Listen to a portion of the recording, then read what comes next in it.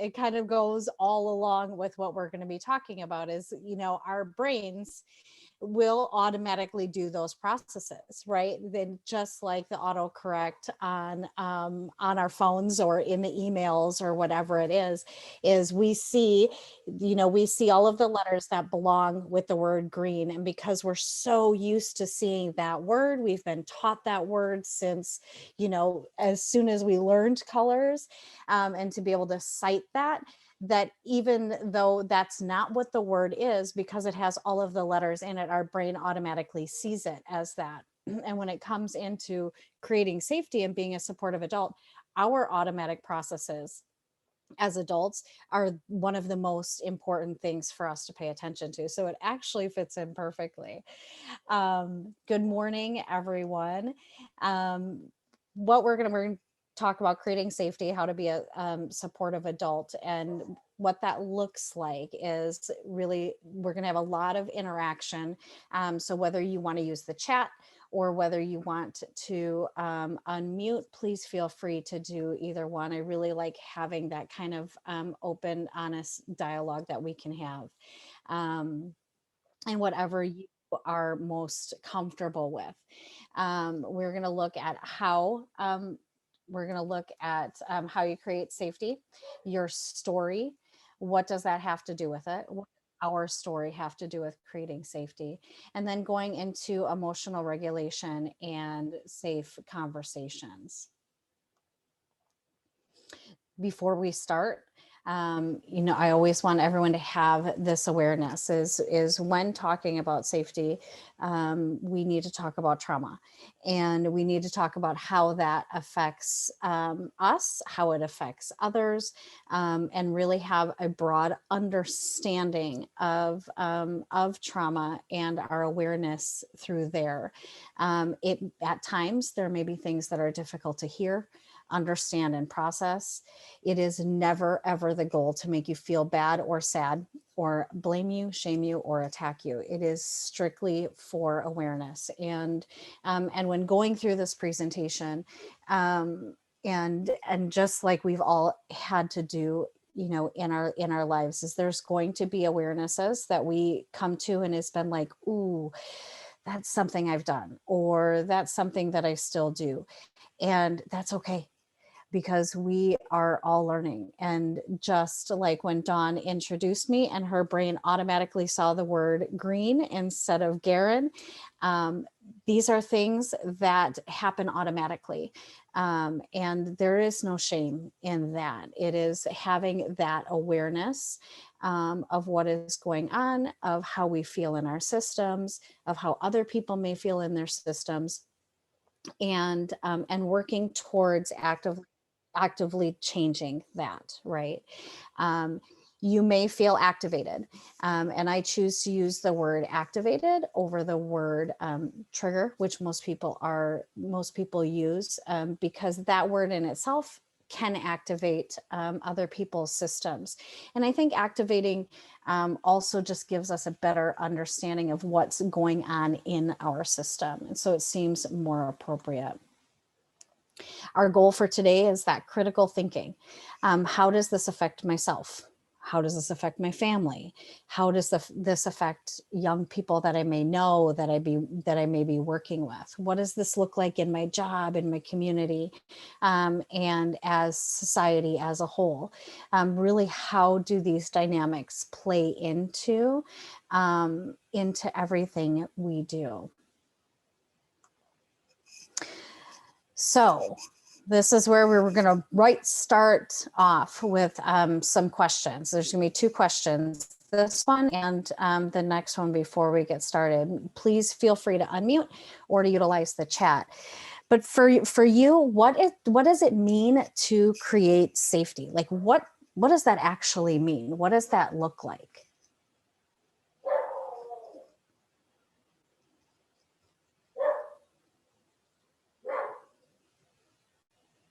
What does creating safety look like? Understanding of a plan. Understanding of a plan. Ooh, I like that. Understanding of a plan. That makes me feel safe too, when there's something predictable that is happening. What are some other ways that we create Or what are some other meanings to creating safety? Stephen says, to create space where people can drop their weapons and think, feel. Absolutely. Krista says, create feeling, environment of calm, belonging, acceptance. Amber says, a space to be honest. Julia says, creating a calm and quiet environment.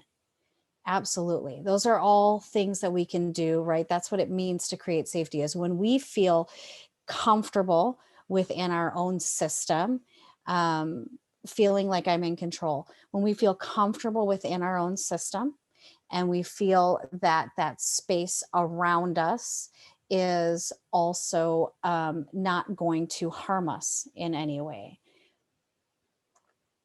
So when it comes to relationships, what makes a relationship unsafe? When we think of relationships that are unsafe, what are some of those things along the line of safety? What are some of those things that make a relationship unsafe? Stephen says, when they're unpredictable. Absolutely. Absolutely. Broken trust. Disregard to people's feelings and emotions. Disregard of people's feelings and emotions. Absolutely. Negative communication, judgment. I love how judgment is on there twice, because yeah. These are things that make that relationship unsafe, right? And so what we're going to do for the presentation is really look at what are some of those unconscious things that maybe we do automatically that create an unsafe relationship that we may not know. And in order to do that, we have to go into what is our story, what is our past experiences, and understand that whenever we look at life, whatever we do, we are going to see through our past experiences until those past experiences get healed, until we have an understanding of what that does within our system. We just are that. We're humans. That's how we function. That is how we were made. And the reason is because it keeps us safe. So when we look at everything through the lens of us keeping ourselves safe, understanding that everybody around us is going through that same lens of keeping themselves safe, and to looking through it at past experiences, it helps us understand where not only we're coming from, but where others are coming from also. And we with that understanding is when we choose to work with youth, we are not doing it because we're going to make a bunch of money. We are not doing it for a lot of personal cred, right? But we are doing it because we have that personal story attached to it. There is some emotional drive that is propelling us, right? Is our passion to make life better for others.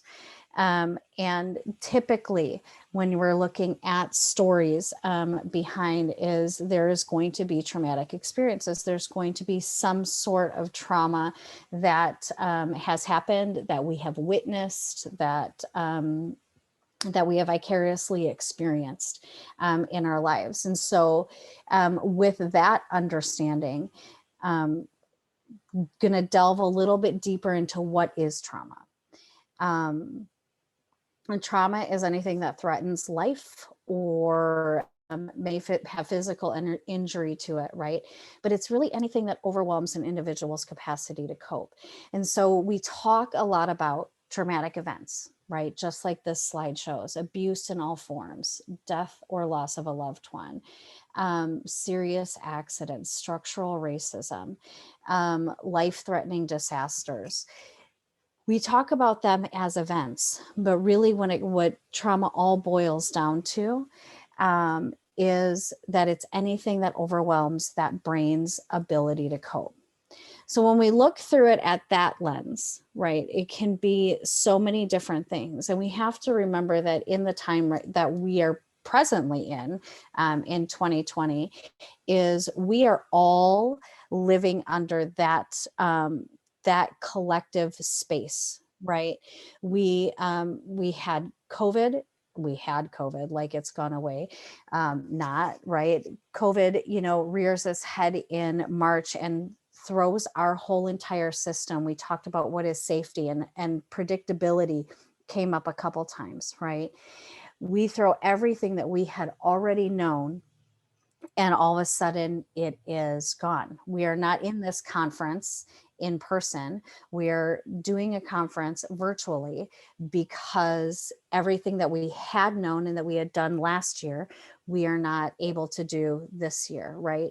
And so understanding that we are currently in that collective space, and so all of us are feeling this, right? So everything that has our past experience has informs how we see the space that we're in right now. And the reason I'm talking about that kind of personal space too is just to understand the stress levels.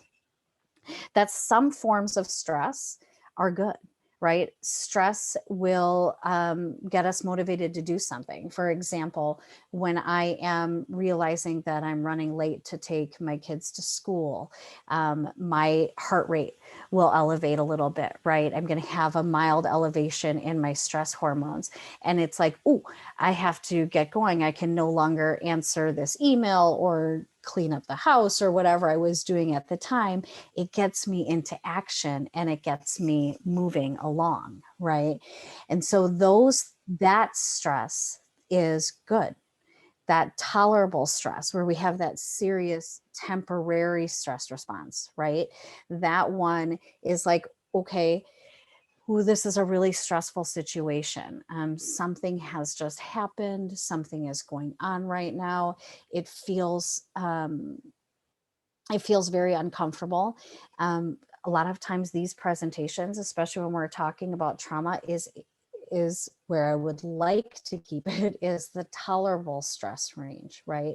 Where we're hearing things that are uncomfortable, but we have a supportive relationship, we have a supportive system around us, and we're in an environment in our home space, if that's where you're at, or in your office space, where it's your space, right? You have that safety that has been created around that. Then you're kind of in that tolerable level of stress. What we're talking about is that toxic level of stress, right? The prolonged activation of stress responses in the absence of protective relationships. And for a lot of the children that we've worked with, they live in that toxic space the majority of the time. When we think about safety, like we talked at the beginning, when we talk about predictability, children are not in control of their lives. Youths are not in control of their lives. They don't get to choose where they live. They don't choose where they go to school. They don't choose whether they have food on their table to eat at night, right? They don't choose their parents. They don't choose their living circumstances. So all of those, if we have any unpredictability within that system, with your lack of, as we had in the comments too, of having that piece of control, when we have both those dynamics going on, you have that feeling of unsafety. And that feeling of unsafety, if it is overwhelming the brain's ability to cope, is going to produce trauma. Toxic stress takes it to that space of trauma. Does that make sense?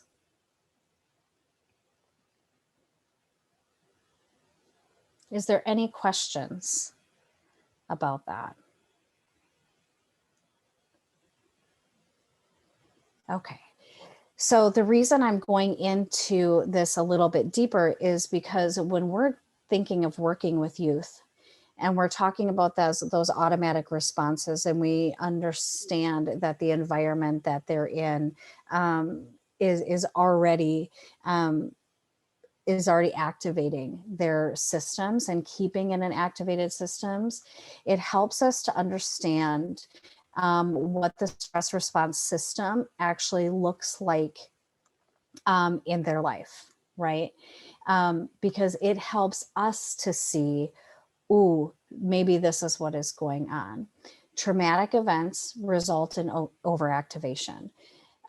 It just does. It throws our system off, right? And when we're looking at that stress response in the fight or flight response, these are the things that are happening within our body. And when we're talking with youth and when we are working with them, there are some of these signs that we can see. Some of them we can't, right? That are just automatically happening within their body. We don't, whether we're adults or whether we're youth, we don't have control over if our body goes into fight, flight, or freeze once it's there, right? We have all of those responses reside in our lower brain systems, into our limbic and our reptilian brain. And our frontal cortex, which is that thinking part of the brain, that has a delay. So all of these symptoms start automatically. And it's when they start automatically, that's when it can go into the cortex, into the frontal cortex. And then you can start thinking rationally about it, right? But as we know, youth don't have that ability quite like adults do. And this is where it's incredibly important for us as adults to create that safety for them, so we can model them. So what are some of the things that happens? You have a decrease in saliva, your pupils dilate, you have quick, deep breathing, right? The breathing, like being able to pay attention to their body language, their muscles become more tense. And these are all things that we can see in somebody else that may be activated. When your system perceives, it's going to respond with these survival strategies. And just like we said, these behaviors are unconscious, automatic, and involuntary. So this is going to happen first, and then we will have the ability to think it through, right? So what happens when we shove that body right into activation, right, is our body begins to adapt. And what's really important to understand is it doesn't require an actual traumatic event. It just requires the perception of a threat. So your brain, sorry about that, your brain doesn't know if it is real or if it's not. It just remembers there is a threat. And so then your body is going to be activated as if there is a threat, whether it's not or not, whether it is or not, right? And that negatively impacts working memory, verbal fluency, attention, and long-term memory. And part of that is because you're working from those back processes in your brain, right? Those are automatic responses that are going on in your system. You do not have access to the frontal cortex because, let's think about it. If you are in a true dangerous situation, for example, being, chased by a tiger, I don't think you want to stop and be like, "Ooh, I wonder if I'm in danger. I wonder where I should go. I wonder what I should do." We don't want to do that, right? We just want to run and get away from that danger. And so those automatic responses are serving a purpose. They're serving a purpose. The problem comes in between where because our brain doesn't know whether it's real or not, that perception is the most important piece. For some of our, the people that we work with, for ourselves, it's kind of one of those things where you are like, "Ooh, I don't know why that bothered me. That shouldn't have bothered me, but yet it did." We all have that because we're humans, right? That's that your brain had perceived it as a threat.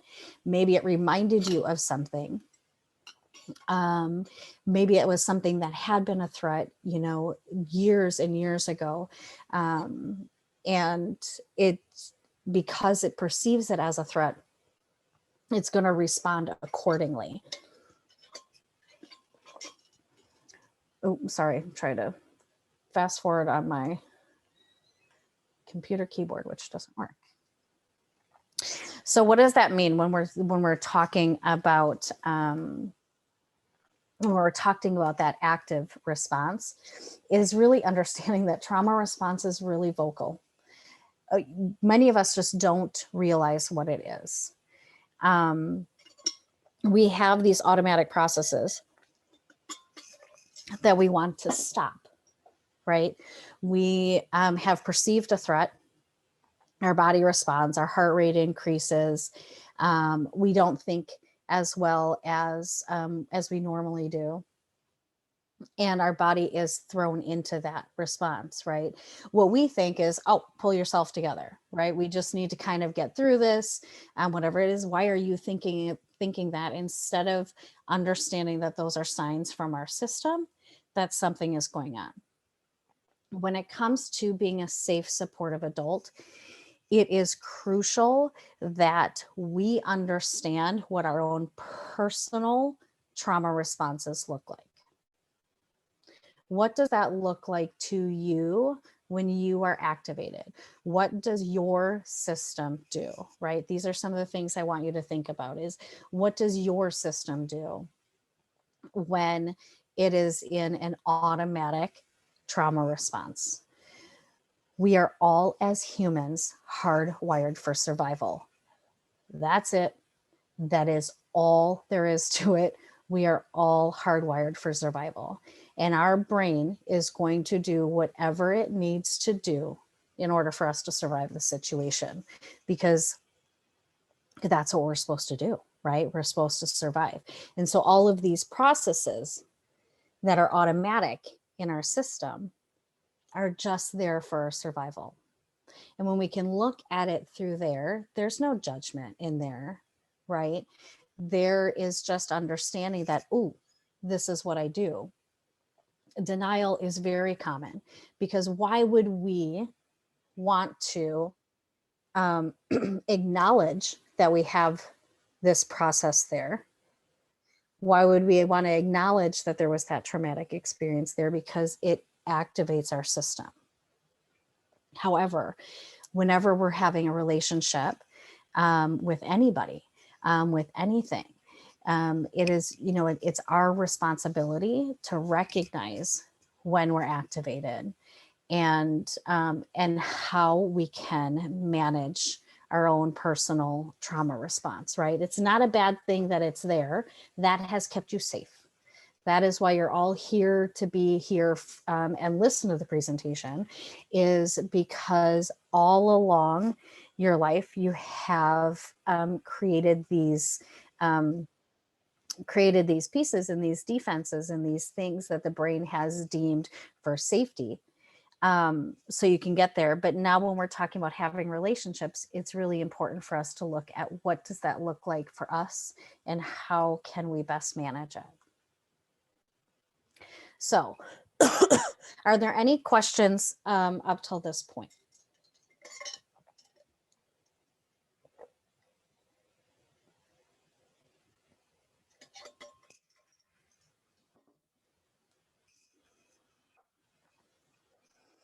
Okay, so when we're looking at what does that look like within us, right?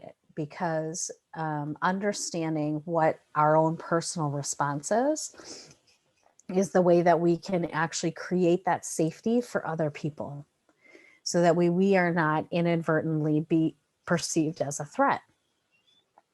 Upset with someone else's behavior, anger with someone else's lack of progress, critical of someone else's responses. These are all our own personal responses. When we think about it, unless somebody is doing something to us to particularly harm us, why would we be upset with someone else's behavior? if we're looking at it as the behaviors are automatic processes and they are there to keep that person safe, us being upset with them is because we don't feel that it is okay in a way to do that. And when we are coming from that lens, that it is not okay, that's our own personal response. If it's not affecting us directly, as far as it's not putting us in danger, right? It's not putting our family in danger, our children in danger, those things, then it's just somebody else's behavior. And so if we look at it through that lens, right, of some of the things that we may have said, like, what were you thinking? What don't you understand? You just need to. You really should. Those are our judgments. That is something that we would like them to do, right? I used, and I still use at times these sentences with my children, right? Because it's activating me. It's upsetting me with their behavior. It's not detrimental to them, but it's creating that whole activation within me because of my past experiences, right? The way that I grew up, right, is I was conditioned in a certain way. And anytime that the kids would deviate from the way that I was conditioned, it would activate a response in me because my automatic response was like, ooh, you're going to get in trouble for this. You know, even if I was okay with my kids doing it, it still activated that response. And so just kind of think, what does that look like within your personal interactions? What are some of the things that maybe you say automatically? And then you'll catch yourself later when things have calmed down and be like, I wonder why I reacted that way, or maybe that was an overreaction, and see what that looks like in our system. Emotional dysregulation. This is really paying attention to our system and what puts us into that activated space, right? Feeling too much. These are all symptoms. Feeling too much, that feeling of overwhelm, that's a sign our body is in dysregulation. Feeling too little. We talk a lot about fight or flight response. Freeze response is just as important. And that feeling too little, that kind of numb feeling when you're talking to a kid and it's, a harder conversation to have. Excuse me. And all of a sudden they just go blank. Their body is dysregulated. They are in a trauma response, right? Compliance in those situations can be a trauma response. Outbursts, mood swings, sadness, anger, inability to self-regulate emotions, right? Inability to be able to take themselves out of that space. So when we're looking at trauma and what that looks like, how does trauma talk to you? And I see that there's a question in there that I'll address after this one. But how does trauma talk to you? What does that look like within your system?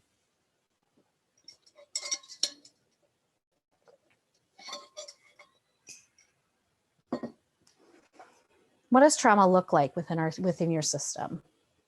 How does it talk to you?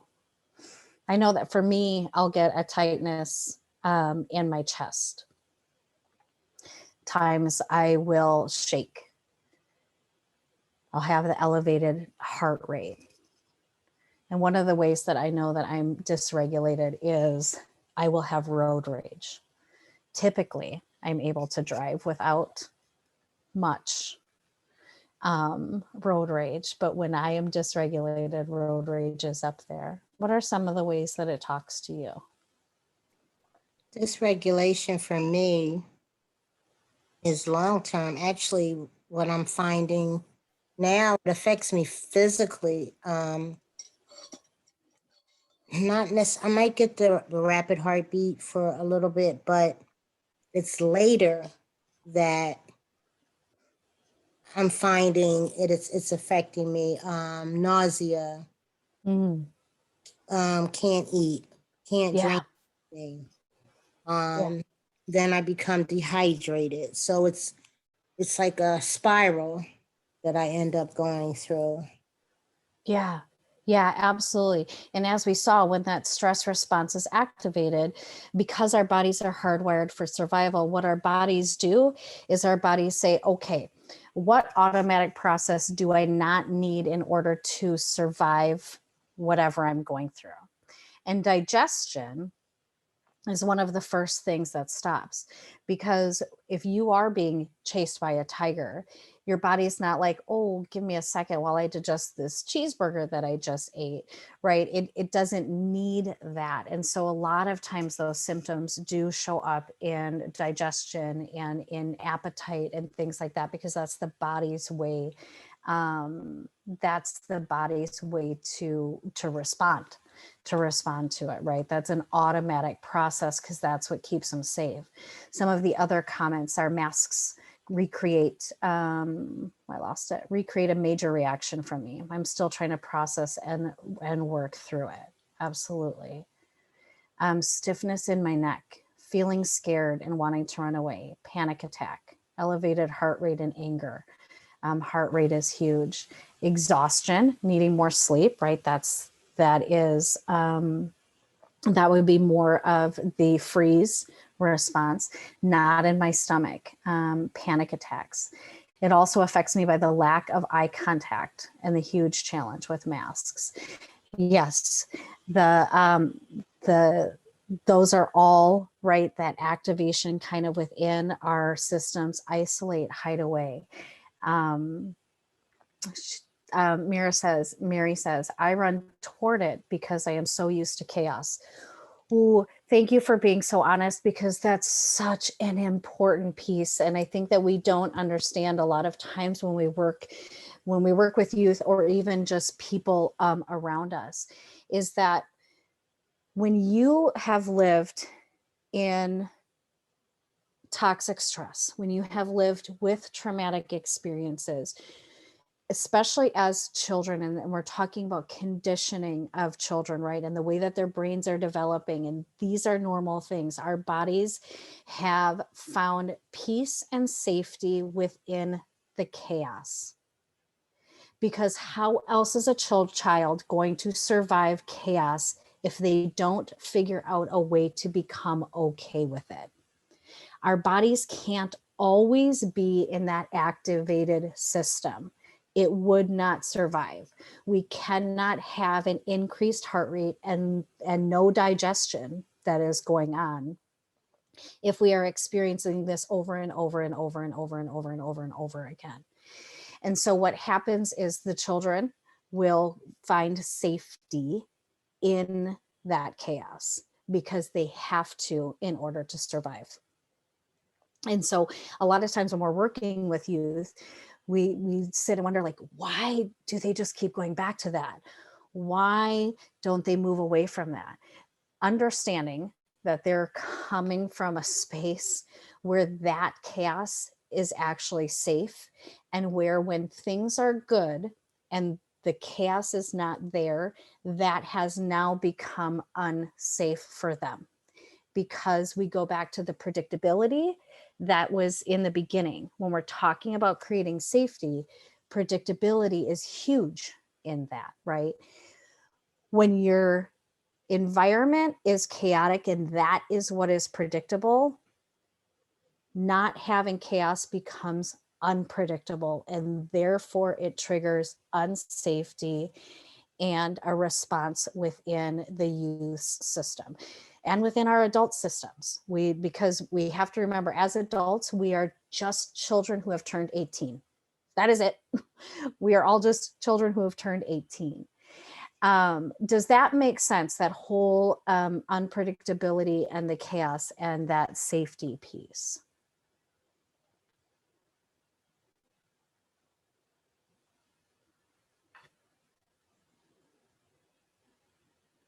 Hmm.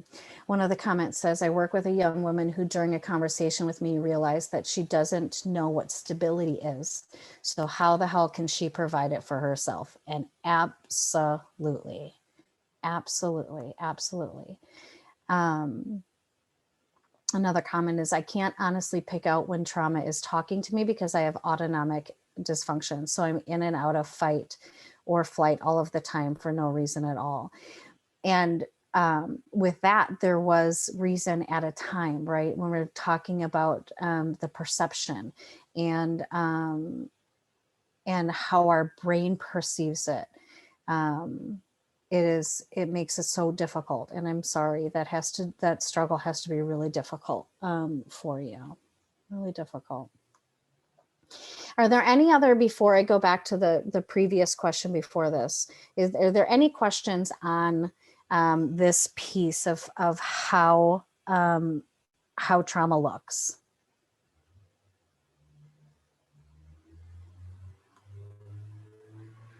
Okay, I'm going to go back to the question because it was really important. And Mary says, how do you support the generational trauma and at times the trauma that triggers something that you did not even know what there was and was coming up? That's an important piece to really understand as far as generational trauma has. I'm trying to connect my brain to the thoughts that are in there right now. But that piece underlies everything that we do, right? So when we're passing through, when we look at, if you're familiar with epigenetics, but epigenetics is actually the changing of the DNA. And so when we're looking at generational trauma, what has happened from one generation to the next, to the next, to the next, is we've passed on these adaptive responses. Remember, our body is in that adaptive response to stress. And what happens is we pass that adaptation down to the next generation, and so on and so on. And so a lot of times there are things that family system wise and generationally wise, we have just kind of passed down and we've adapted through our generations to have it be an automatic response. Understanding that those things are there is really the important piece to that. It's really the important piece to that, because once you understand that those are there, and if we can help other people understand that those are there, it takes away, it gives them some freedom, if that makes sense. Because once we have that awareness, then we're able to address it and maybe not blame ourselves and judge ourselves. When we talked about what is it like to have an unsafe relationship, judgment came up a couple times, right? And the way that we're talked to came up. What is that relationship that you have with yourself? And how safe is the relationship that you have with yourself? If we can create safety within ourselves to have a good relationship with ourselves, it helps us to identify it in other people. And so having that awareness, because they are just automatic, whatever that is, helps us to release some of that blame and judgment. And then we can address the symptoms. We know where the symptoms are, and we can address what is kind of behind that. She also said it's so very hard when the behavioral label continues to be given to children, and it really is the trauma or something that is so overwhelming to support. These times, trauma responses are so hard, and it is, and it absolutely is. And we have looked at it.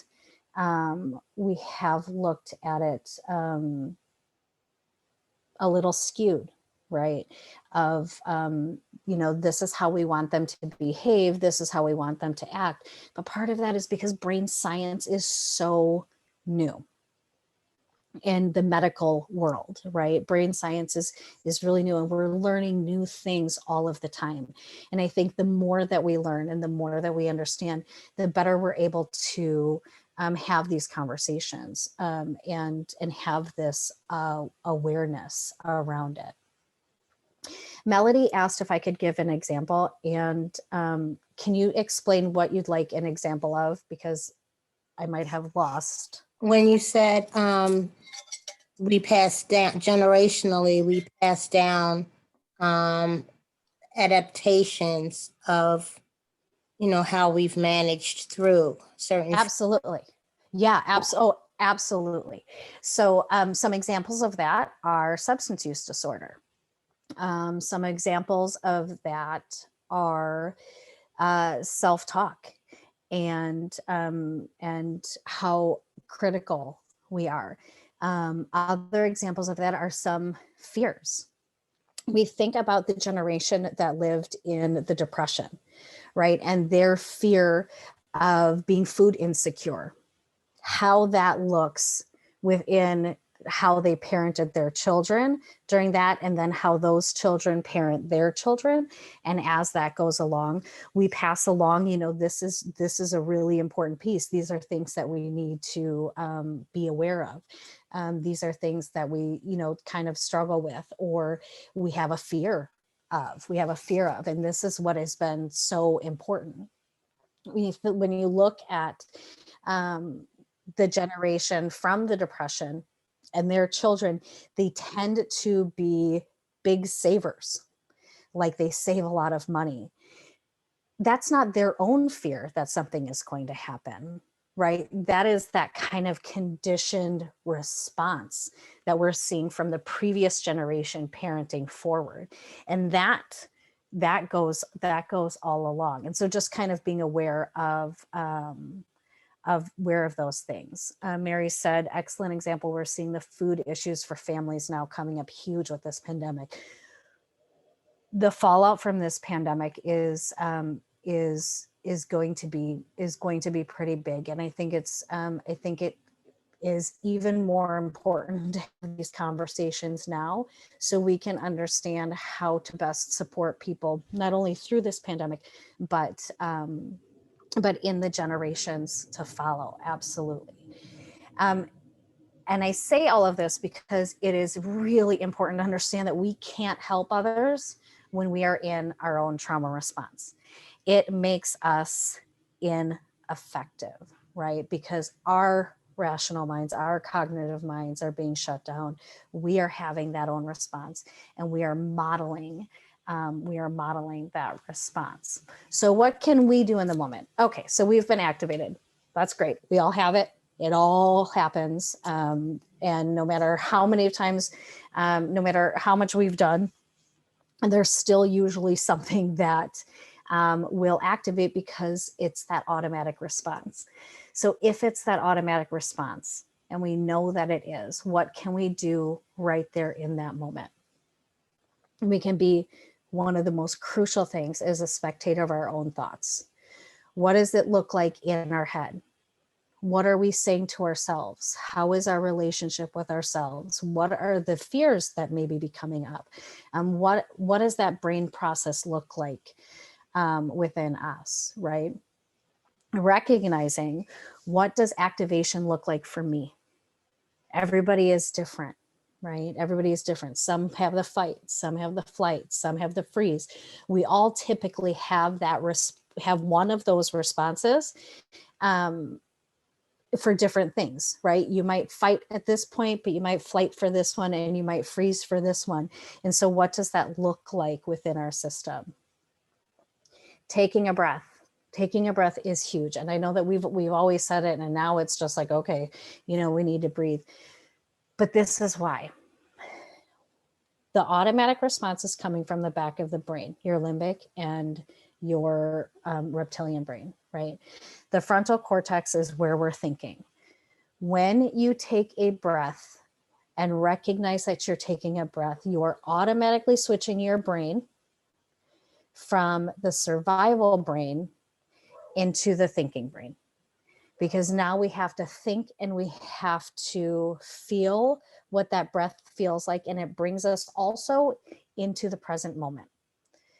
The deep breaths down, as soon as oxygen hits your diaphragm, there's sensors in the bottom of your diaphragm that send relaxation signals to the brain. And so it helps us to move from that fight, flight, or freeze and into our frontal cortex with something as simple as taking a breath. Timeouts.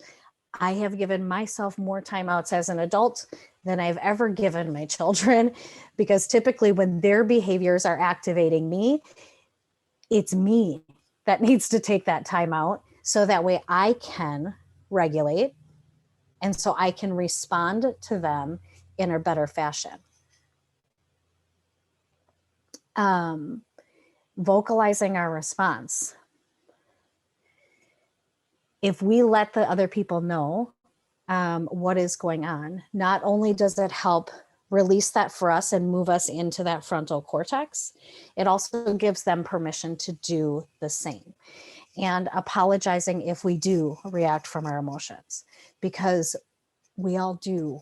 It's automatic. And recognizing that and helping other people recognize that is absolutely important in being that safe, supportive adult, right? Because what we're trying to do is we're trying to best support them. And the way that we best support them is being present with them, right? And not judging, and recognizing that their behaviors actually mean something. So moving from that piece of where we're all kind of coming from, where everybody is, whether it be us or anybody that we're working through. And now we can look at what does that actually mean in action? And what are some of the things that we can do to be that safe adult? It does require a shift in thinking. It has that shift from what's wrong with you to what has happened to you, right? We understand that we all run off automatic processes. And if we do, then others do, right? And so changing that to behavior label, as was said before, from, why can't you get this together? Why are you doing this? What's wrong with you? To what has happened to you, and understanding it's that survival piece is really important. And we need to do that for ourselves too. We need to we model supportive responsiveness in our relationships. And it also helps us build resilience, not only within ourselves, but within others, right? Within others. So what does creating safety look like? Creating safety is really being safe in both body and mind, right? So that perception of threat, right? We try to lessen the perceived threat as much as humanly possible. We can't always completely eliminate the perceived threat, because we don't know what somebody else has been through. We don't know what their brain is going to perceive as a threat or not. We, as the supportive adult, are just looking at ways to lessen the chances of that perceived threat. And also we need that physical safety too, right? So when we're talking, say the room that we are talking to the youth in has no windows, it can feel very close. They don't closed in, right? They don't feel like there is a way of escaping that. That is that kind of safety within your body also. Looking at things from the self-control versus self-regulation. And when I learned that difference between self-control and self-regulation, it was a big aha for me. The amount of times that I had just pulled it all together, right?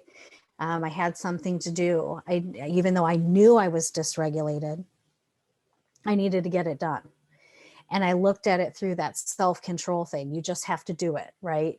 And we say that to our kids all the time. I know you feel this way, however, you have to get it done. Or however, we have to have this conversation, instead of looking at it as, let's get us regulated, where we can breathe, where our body's online, where our brain is online, where we're thinking appropriately, before we move into that next space, right? Instead of, I need you to sit still. I need you to listen to me. I need you to do this. Is there any question between the self-control and self-regulation space?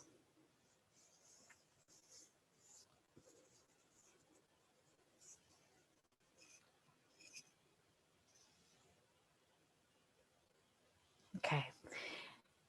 Creating that safe space. Can I explain it a little bit more? Absolutely. So I'll give a couple examples. I was actually doing this presentation a month ago, and I had a lot of stuff that was going on in my personal life, and I was activated. I was in a trauma response. I knew I was in a trauma response, and I was having anxiety. I'm trying to like go back to where I was at the time because trauma doesn't encode the same way. But I was activated. My system was activated, and I was talking to my husband, and I was like, okay, I have to stop talking about this. I have to go back and do this presentation because we were on a 15-minute break. And I come back and I sit down and I just automatically start in, right? My brain is not connecting to what I was doing because I didn't address the fact that I was regulated.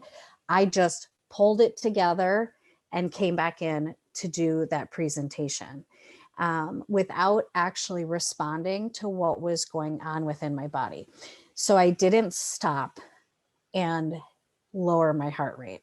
I didn't stop and take deep breaths. I just went into that automatic process of you have to do this no matter how you feel. And that is more of that self-control. So while I looked like I had it all together, the inside of my body was still activated. I still had that kind of increased heart rate. I still was, breathing really short and shallow. I still had some of that anxiety.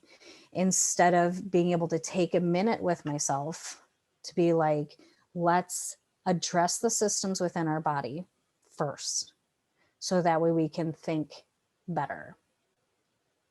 Does that make sense? Some of the things that we do with our kiddos. They've been fighting. It's a heightened system. And we say, sit down and we're going to talk about this. Why did you do that? Or stop. You need to stop that right now and do it. We're not addressing why their behavior is that way. We're not addressing what may have activated their system.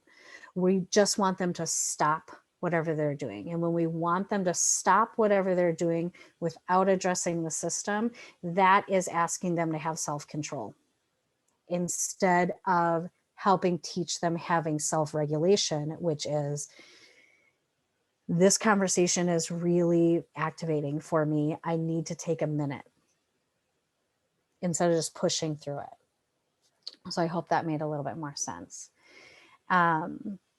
Creating safe spaces, both physically and emotionally. We just talked about that. And then also effective communication skills. So remember, we're talking about perceived threat a lot of the times.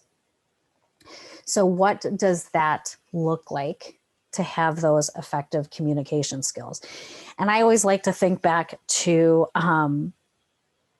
what some of the adult relationships that I've had. Who are we more likely to talk to? Are we more likely to tell our deepest, darkest secrets to people that we don't trust? To people that we think are going to judge us? No. We may at first, and then we recognize, ooh, this is not safe. I am not doing this again. These communication ground rules actually came from teens themselves. So I worked independently with teens, and And the conversations always went kind of like this with every single one of them across the board. I really wish I could talk to my mom and dad the way that I'm talking to you. I really wish I had that ability to sit down and tell them these things like I do with you. And on the flip side, I had parents who were really supportive and who wanted their children to come and talk to them. And they would say, I just don't understand why they won't, tell me about this. Like, it's okay. It's not that big of, like we can handle this. We can work on this together. And so you have both of these things going on at the same time. And for me, I recognize there is a disconnect somewhere. These parents feel that they're being supportive. They want to provide this space. They actually are supportive. In my adult mind, it's like, ooh, I wish my parents were this supportive, you know what I mean, when I was growing up. But in that kid's mind, it was still unsafe. And so I asked them all, at times or another, is like, what makes it unsafe? And these responses came from every single one of them in some way, shape, or form. And it has been tested out and proved every time I have conversations with any teenagers. A little background about me is I have 4 biological children. My husband has 2 younger ones from a previous marriage. And then I have my daughter's girlfriend who lives with us, and my niece who lost her father, and her mother has mental health issues. And so I have 3 17-year-old girls living with me. And I have a 21 and 20-year-old son and daughter.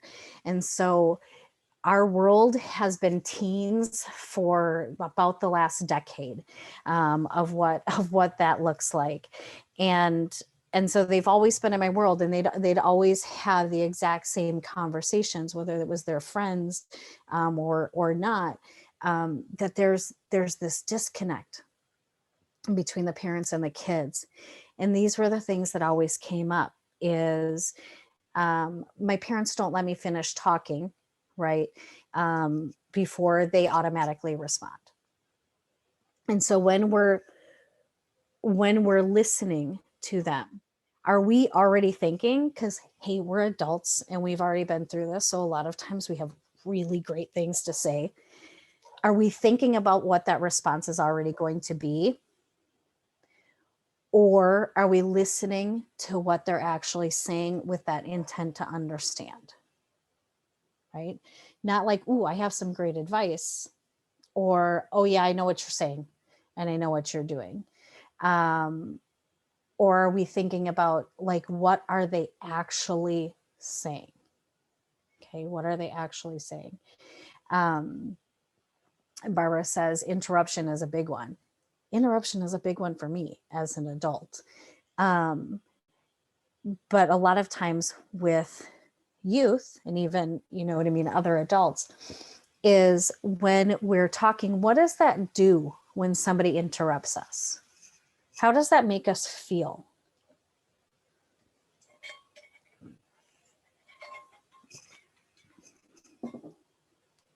Unheard, invalidated. It makes me want to stop talking. Right? Benita? I think it's rude. Yeah. Yeah, dismissed, like we're not important. You don't feel heard, like they're not listening, not important, invalidated. Absolutely. And a lot of times with our youth, we have that. It takes them a while to get to what is actually going on. It takes a lot of patience on the adult side to a lot of times let them finish to where they're going, because we will start talking about something which does not have anything to do with what we actually need to talk about, but we're creating safety and we're creating space all along that time to get to the point where we can actually talk about what we need to talk about. Adults do it youth specifically do it because they don't have that ability to kind of think through it like we do as an adult. And so it does take a lot of patience. Melissa says, my daughter will change subjects and talk incessantly so that I can't respond to all the subjects. Absolutely. But a lot of times it is just their way of venting, right? That they are not actually looking for any feedback from us except a safe place for them to get all of these thoughts and emotions and everything outside of their head, right? So it's not taking up so much space. Validating their feelings. A lot of times with youth, what that looks like, besides the normal ones like, oh, that's not, true, or things like that. But saying things like, you don't know how lucky you are to be in this position. You don't know how lucky you are. I say it to my kids all the time. There are kids on the street right now that don't have what you have. What that says in a youth's brain, we think it gives them perspective. But what it actually says in that youth brain is, what I feel doesn't matter to you because it's not important enough, right? Because there's something that is more important. When we're talking about being a safe and supportive adult, we have to understand what that's being perceived as. We may not mean for it to look like that, but that's how it's coming across.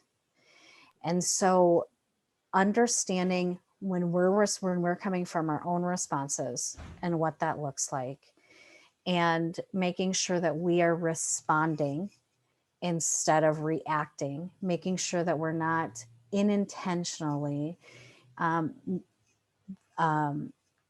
dismissing their feelings becomes really important. And when we're talking about working with traumatic youth, we have to understand that those are things that are going to be activating in their system also, and it's going to be an automatic response on their end that we are potentially unsafe. I had a youth a family I was working with, the parents, and the youth often talked about the Friday news dump is how they would call it. And so it was that there was something that they needed to say. They were in crisis in some way, or there was something big, but they didn't feel safe just saying that, and the family would overreact. So they would fill it with a bunch of nonsense, a bunch of other stuff, in hopes that if the parents really cared, or if they were paying attention, they would listen and find the important thing. But usually what would happen is, because they would talk about so many little things, or like what was going wrong in school, the family was so worked up, the parents weren't listening by the time the important thing got dropped. And the youth totally identified that it was an intentional strategy, because they were testing the family, they were testing the parents, because they didn't think that the parents would be safe enough for them to say the big thing. So they would rather than get mad at a bunch of little things, and then it just kind of reinforced see, you couldn't handle the big thing. So I always found that interesting. It's like burying the lead. And youth do that I have found in my experience. All the time. They do that all the time. Yeah, all the time. And I mean, they do that, and it's always a friend, right? Like nothing ever happened to me as a teenager. It was always, this happened to a friend. And that is always their way to test and gauge what is the response going to be. Because we have to remember, we're coming from that safety place. That's an automatic response for our system, is to keep us safe. And so what do we need to do in order to make sure that this is a safe place? Is we need to test it out. And a lot of the way the youths do it is seeing how you're going to respond to something that they have done, but yet they didn't do it. Their friend did it. That's a way to kind of test that response, which is why it's so important for us to, as that supportive adult, is to be able to create that space that does feel safe to them. some of the ground rules in communication is red light, green lights. Is it appropriate to have this conversation right now? We all have body responses to do that. We've talked about the trauma responses and kind of some of the things that it looks like within our body. If they're in a trauma response, that is a red light. They're not going to hear anything you have to say anyway.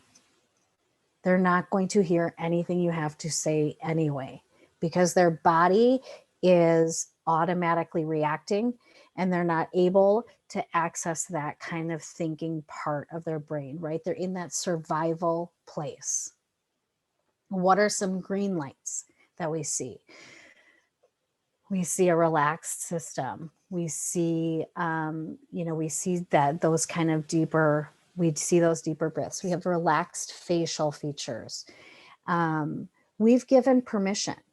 Barbara says, as parents, sometimes we feel we need to fix it.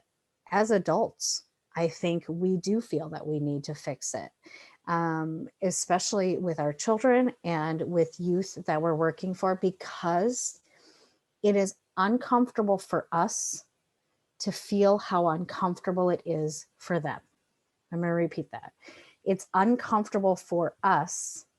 That's our own personal response to how uncomfortable it is for them. And it is really hard with people that we love, especially with our children, to allow them to have that space to feel all of those really big feelings and not have it activate our natural responses to fix it and to help make it better. And this is where becoming a safe adult is incredibly important, is how are we managing our responses, right? Which is that next bullet point right there, is managing your emotions, right? And how does that look? There have been times that my children have done things that I am losing it in my head, and where I just say, okay, we need to take a minute from this, and I need to go and get myself together before we can continue having this conversation, because I know that nothing's going to get solved, right? What happens when we manage our own emotions is we model to the people around us that emotional regulation. When we're working with traumatized youth, when we are working with anyone else, dealing with people, understanding that people are coming from their own perspective, from their own kind of space, us being able to stay emotionally regulated does not unintentionally activate their system, right? Think about when you're in a place where you're feeling really good, you're really great, and you're talking to a friend who's having a really hard time. How easy is it for us to stay in our own space and not kind of get, what is the word I'm looking for? Respond in the same way that they're responding in, right? Not to mirror what they are going through. These are things that we need to look at. Of how that is going to be. Melinda says, I have a 10-word max. If I am saying more than 10 words, my kids are now hearing a lecture in their head. Absolutely. Absolutely. And that's those avoiding those conversation traps, right? The lecture trap. We always think that we know better. And honestly, we do. I mean, let's not, let's be realistic on this. Is I have teenagers, I've had teenagers, I have children, which seems like a boatload of them half the time. They don't make the best decisions, but that's okay, because they're learning going along. And the moment we start lecturing them is the moment that they just, okay, that's right, not what we needed. That's how they're perceiving it. The information trap, and I am terrible. do this more often than I should. But that information trap of, let me give you all of this information of why you're doing this and what's happening. And then we'll do it. And they're like, that I just needed to vent, right? The labeling trap. Well, this is because that is a terrible cycle to get in, because as children, they attach to labels really easily. And if they, especially when you're working with traumatized youth, once you attach that label for them, it's really more difficult to get out of that. And nothing is ever hopeless, and nothing ever is exactly the way that we think it is, right? And then the blaming trap is making sure that we are not kind of being that we're not in those places. So what can we do? We know what not to do, but what can we do is having those ground rules of healthy boundaries, right? Positive reinforcement, but also natural consequences. We have our own consequences and we have natural consequences. And however that looks like for the youth that you're working for. Boundaries are absolutely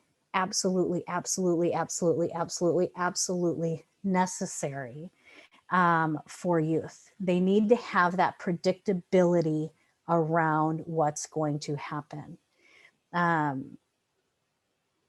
It is the way that we respond to them when that boundary is crossed that is the most important piece. Things to keep in mind. It's not about you. Their response is not about you, and it is probably not what you think it is. Our youth, especially traumatized youth, a lot of times don't have words for what they are feeling. I was actually just talking to my husband about this the other day. When we're raising kids, we could tell them that crying means happy. And until they, you know what I mean, grow up and go out into this world, they wouldn't know any different. If we have been raised in a place where emotions have never been named, where there have not been any conversations about what that feeling feels like in our body, they don't have words for that. They don't have words for that. And so we have to understand that their behaviors are going to come out as an automatic, and they're not going to know exactly what it is they're feeling, especially if they've never ever had those conversations before, what that feels like in our system. Behavior is always rooted in something else. And it's incredibly important for us to practice self-care so that we can stay emotionally regulated, right? And creating a trauma-informed environment involves increasing stability by increasing core safety needs to minimize reactions, the reactions. It is unrealistic to think that we can stop all reactions because they're automatic. But our goal as a safe adult is to minimize those reactions. Melinda says that she has a question. Go ahead. Well, yeah, I was just saying, so I work with families that youth are having a psychiatric crisis. They've entered the ER. Now I'm working with the family along with a therapist for a certain amount of time. And what I have found, you talked earlier in the last slide about boundaries are so important for youth, which I highly agree with. I have 4 of my own, ranging from 23 to 17, that live with different challenges. And I do think that boundaries are super important, but I think in that heightened crisis, what so often families and systems tend to, I think, inadvertently tell families is, you got to throw all the boundaries out the window. We just got to keep them safe. And that creates this, like, in my opinion, I feel like a rubber band type thing of like, now, and I never want to say that kids intentionally are manipulating, but I think they are teenagers and they don't mean to, but it just happens. And then that creates instability for them, instability for the family. So how, I guess in your opinion, how do you help communicate to both systems and the parent so that those boundaries are still important. If there were rules beforehand, if there were acceptable behaviors and non-acceptable behaviors, those don't change just because the youth is suicidal. You can, or whatever the crisis is, that you still can have conversations and maybe they get loosened, but the framework still has to be there. How, or maybe I'm way off base, but if I'm not, how do you communicate that to systems? Because I feel like that message gets very lost a lot. That message gets lost all the time. And I think it, you know, a lot of times is because we do things the way that we've always done it without being informed of what the new research is really showing us, right? And when we look at the way that our bodies naturally respond and the way that our brain works and things, that is so, because it's like newer science, and we're kind of merging those two camps of suck it up, and we have that camp, and then we have the next camp of, oh, we don't want to do anything that's going to harm them, right? We want to create this great flowy unicorns and rainbows kind of life for them, so that way they don't feel any of that stress. We talked about that at the beginning of the positive and the tolerable and toxic stress levels. We don't want to do toxic stress, but we need to do the positive and tolerable levels. That's what helps us grow, is that understanding of what safety even is in that system. If we could get our systems actually to understand what trauma-informed care really looks like, and it's not,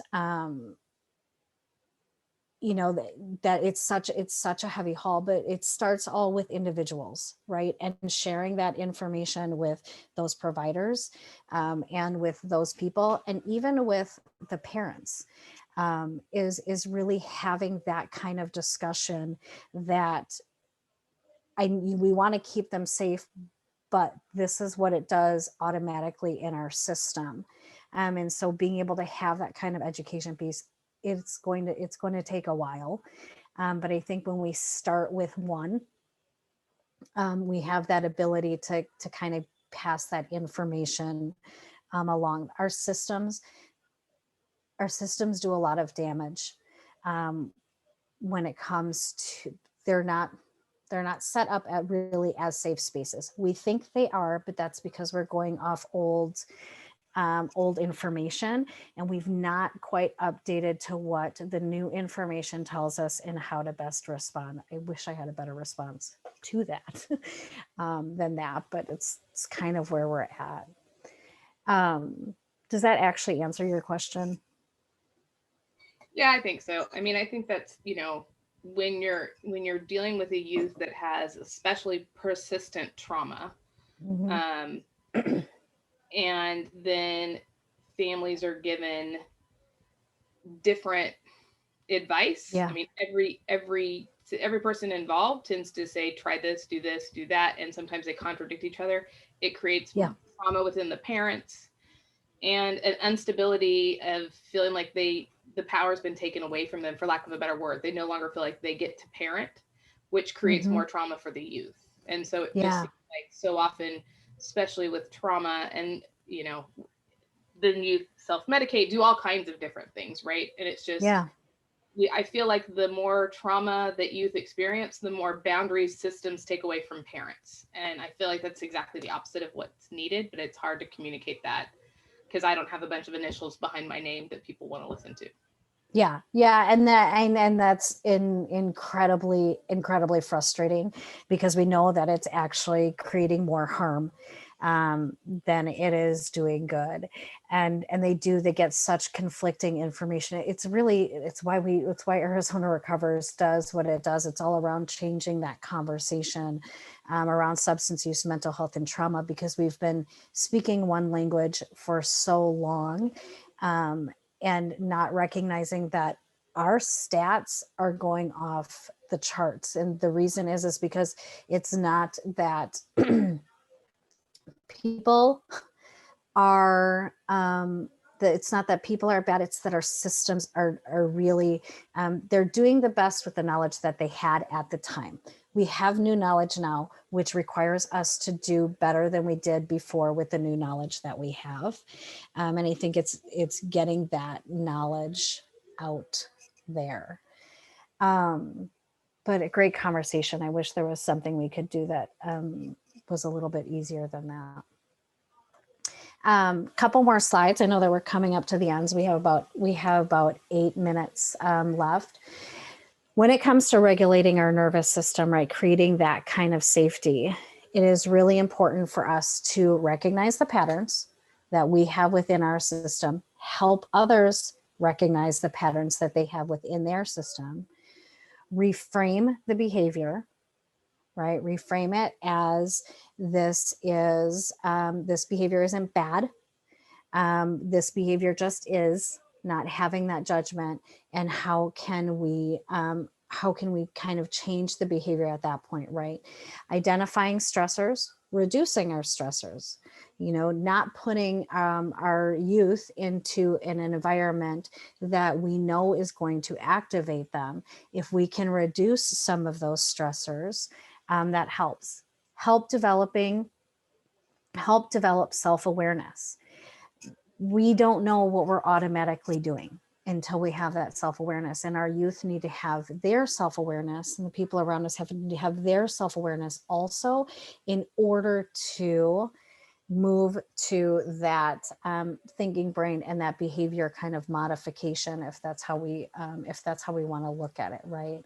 And then find calming strategies. What works for one is not going to work for another. And I think it's really important to understand that just because it works for us doesn't mean it's going to work for somebody else, and for them to have the freedom to understand that. For example, meditation. Meditation works really well for me now. But if you have experienced extreme trauma in your background, meditation can be activating. If it has never been safe in your life to close your eyes, it is not going to feel safe for your system is going to have that automatic response when you go to close your eyes and get quiet, that is going to activate you. That is not a calming strategy for them. So what does that calming strategy look like? And how can it be different? Building a connected relationship. Having that kind of wired connection, right? Of what does that connection actually look like? Incredibly important. Youth cannot out-regulate an adult. What I mean by that, youth cannot out-regulate an adult. If youth are in an activated system and that adult is in an activated system, that youth is not going to be able to say, hey, I think you're a little activated right now. Let's do a little calming. They cannot do that. They will never be able, ever be able to out-regulate an adult, which makes it incredibly important for us as adults to remain regulated and to help get us back into regulation when we become dysregulated. So understanding what that looks like within our system. Definitely, if we're amped up, we are just going to increase the amp for the youth. And so nothing gets done. I've watched this play out with my own children time and time again as we've gone. Youth form their identity in context of relationships. That's who they become. And it's really important for us to model that regulation and have co-regulation between us, right? So I'm getting activated, or I can see they're getting activated. It's even more important for us as adults to bring ourselves down even further, so that way we can help them regulate their own systems, right? That modeling is incredibly important. When my youngest was like 4, he was playing video games, and he would always take the controller away from me because I was terrible at it, but he wanted me to play with it, but I was terrible. And so he would take the controller consistently away from me. And I finally said, listen, let me try and play this. If you don't let me try, I'm never going to figure this out. And so he said, okay, he handed it to me and he's watching me play it and he's like glancing at the TV and he's doing this.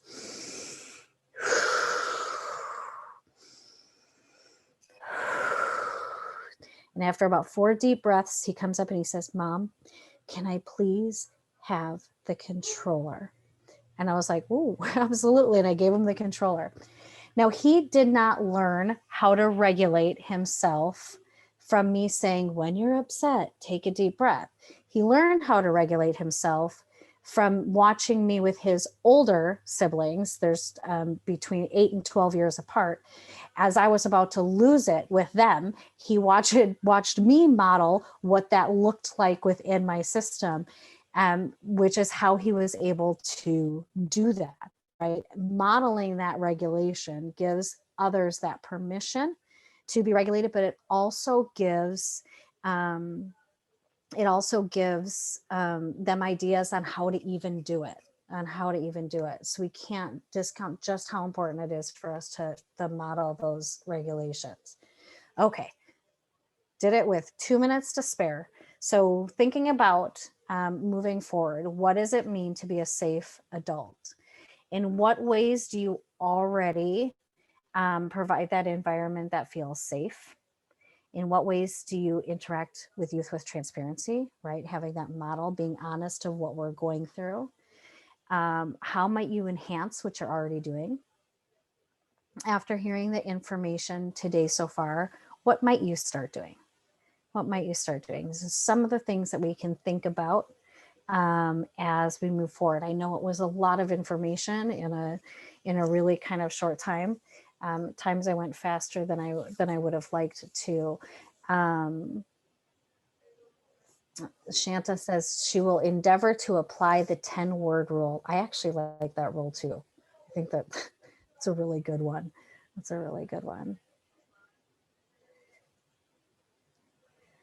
So just some of the things to think about. Feel free to put them in the chat or come off mute if you would like. Before we go, just to let you know, if this presentation has activated a trauma response, please reach out to your support system. If you don't have a support system, please feel free to email me.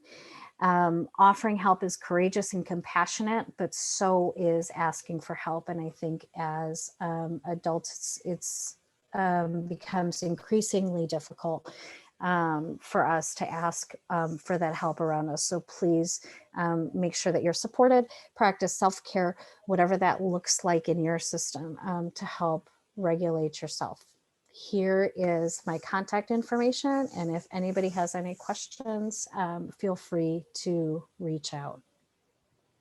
And the 10-word rule that started because that helped me self-regulate, because I'd have to stop and breathe and think about what I was about to say. And I usually would tell the kids, hold on a second. And in my mind, I'm counting what's the most important words that need to be said right now while I'm deep breathing. And I realized 10 was the magic number. If they can hear 10 words in a response, then they need to respond. Because if they can't respond after 10 words, they've tuned it out. But that's amazing. I love that. And a lot of times the best processes do come from us trying to practice exactly what we're preaching. Thank you for sharing that one. Well, thank you all. I appreciate your time this morning or afternoon, depending on which side of the coast that you're on. And I hope you guys have a great day. Feel free to reach out with any questions. I just wanted to note, thank you, Angie. I just wanted to note that in the chat box, I've put several links. One is to the Google Drive where all the material will be housed. It will be sent to you once everything is completed and all the recordings are uploaded with the documents. That will be emailed out so everyone can access it. I also indicated the evaluation link, which will also be emailed out. So if you don't hit it now, you'll get an email with that as well. So. And I also indicated the Zoom link for the keynote speaker as well.